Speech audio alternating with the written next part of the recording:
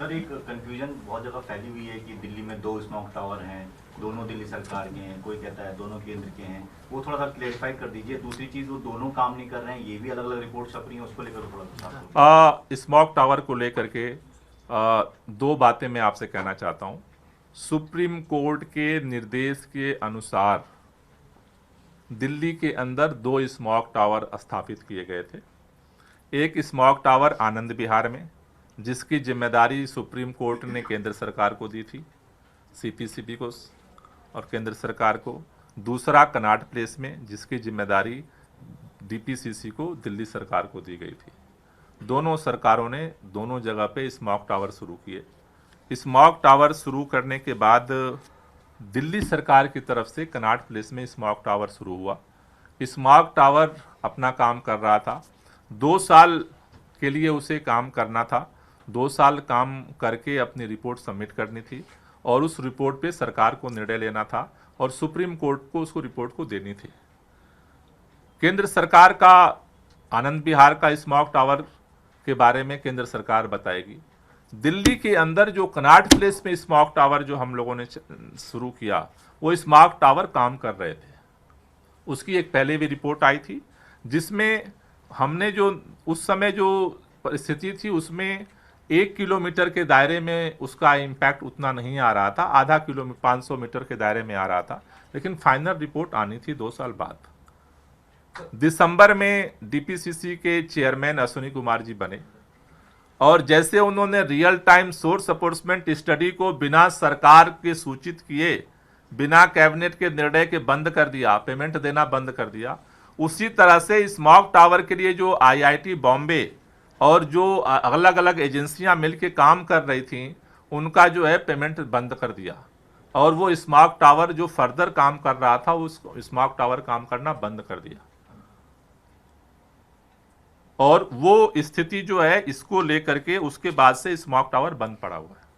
भगत Chandra hospital विश्व की सभी आधुनिक और बुनियादी सुविधाओं से परिपूर्ण एक world class multi speciality hospital, Mahavir enclave Palam Dabri road पर स्थित साउथ वेस्ट दिल्ली का एकमात्र मल्टी स्पेशलिटी हॉस्पिटल, जहां 24 घंटे आपकी सेवा में उपलब्ध हैं वेल क्वालिफाइड डॉक्टर्स और हेल्पिंग स्टाफ। डॉक्टर सीएम भगत द्वारा स्थापित भगत चंद्रा हॉस्पिटल आपकी सेहत का ख्याल रखना ही इसकी प्राथमिकता है, वो भी अफोर्डेबल रेट्स में। मैं देख रहा था भारतीय जनता पार्टी के लोग, प्रदूषण बढ़ रहा है और उनका एक ही टेप रिकॉर्ड बज रहा है कि केजरीवाल जी की वजह से प्रदूषण बढ़ गया, केजरीवाल जी की वजह से प्रदूषण बढ़ गया।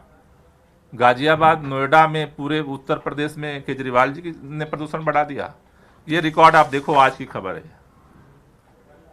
देश के सबसे प्रदूषित शहरों में सबसे ज्यादा जो शहर है, उसका नाम हरियाणा है। हरियाणा राज्य के सबसे ज्यादा आज प्रदूषित शहरों में जो है, हरियाणा राज्य के जो शहर है उनकी लिस्ट आई है।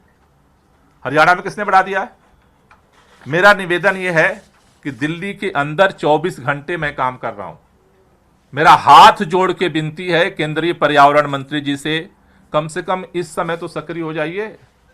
पता ही नहीं चल रहा है कि दिल्ली, देश के अंदर कोई केंद्रीय पर्यावरण मंत्रालय भी है।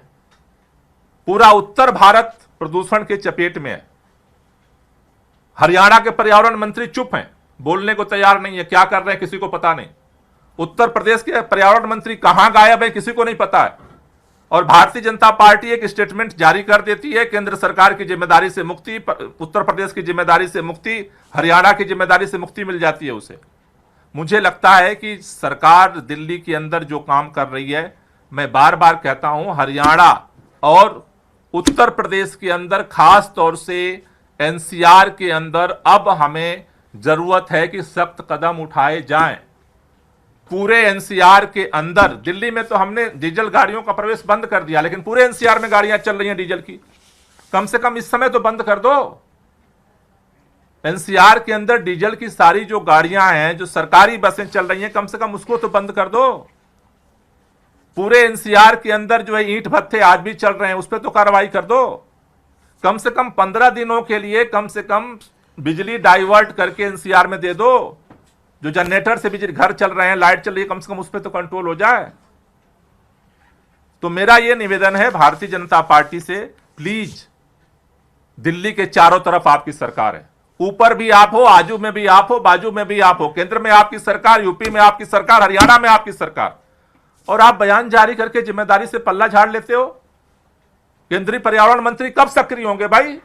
राजस्थान हरियाणा के पर्यावरण मंत्री कब सक्रिय होंगे?